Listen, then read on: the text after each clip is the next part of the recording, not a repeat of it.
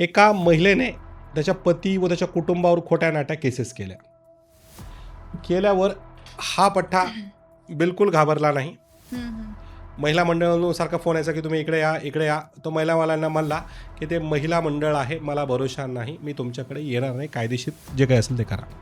मग त्या व्यक्तीवर 498 वगैरे वगैरे ही कंप्लेंट दाखल झाली. पोलीस स्टेशनमधून फोन आला.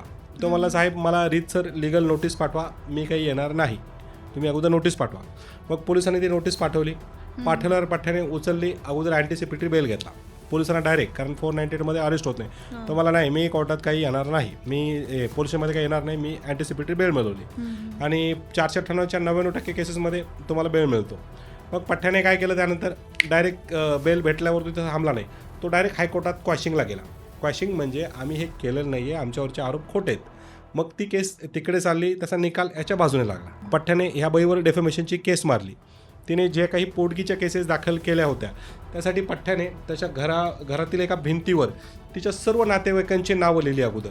कोण कुठे काम करतो, कोण नोकरीला आहे, कोण कुठे आहेत, कोण धंदा करतो, व्यवसाय करतो, प्रत्येकाची माहिती तो माहिती अधिकारात काढायचा. कोण कुठे चुकलं, बांधकाम परवानगी नसेल तर त्यांची घरतोडा म्हणून अर्ज करायचा. म्हणजे अशा प्रकारे त्याने डोकं चालवलं आणि लवकरात लवकर त्याची केस त्याच्या बाजूने लागली.